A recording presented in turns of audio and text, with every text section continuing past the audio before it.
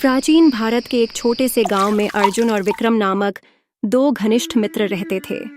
दोनों की मित्रता की मिसाल पूरे गांव में दी जाती थी। अर्जुन एक बुद्धिमान और धैर्यवान व्यक्ति था, जबकि विक्रम साहसी और निडर था। दोनों ने साथ में कई चुनौतियों का सामना किया और हर बार उनकी मित्रता और मजबूत हुई। एक दिन गांव में एक साधु महात्मा आए। उन्होंने घोषणा की कि वे प्रत्येक व्यक्ति की सबसे बड़ी इच्छा पूरी करेंगे, लेकिन एक शर्त पर। जो भी इच्छा मांगी जाएगी, उसका आधा हिस्सा उसके सबसे अच्छे मित्र को मिलेगा। यह सुनकर अर्जुन और विक्रम दोनों उत्साहित हुए, लेकिन साथ ही चिंतित भी।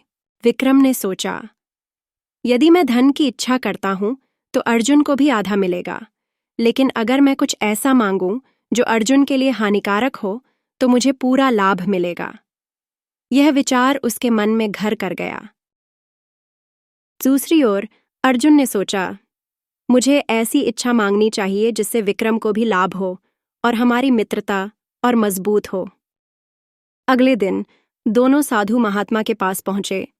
विक्रम ने पहले अपनी इच्छा प्रकट की। महाराज, मैं चाहता हूं कि मेरी एक आंख की रोशनी चली जाए। साधु महात्मा ने हैरान होकर पूछा, क्या तुम सच में यह चाहते हो? विक्रम ने पुष्टि की। साधु ने उसकी इच्छा पूरी की और तुरंत ही विक्रम की एक आंख की रोशनी चली गई। साथ ही अर्जुन की दोनों आंखों की रोशनी चली गई। यह देखकर विक्रम ने सोचा कि उसकी योजना सफल रही, लेकिन उसने महसूस किया कि उसने अपने मित्र को अंधकार में धकेल दिया है। उसे गहरा पछतावा हुआ। अर्जुन ने अपनी बारी आने पर कहा, महाराज, मैं चाहता हूं कि मेरी दोनों आंखों की रोशनी वापस आ जाए और विक्रम की भी। साधु महात्मा ने मुस्कुराते हुए उसकी इच्छा पूरी की।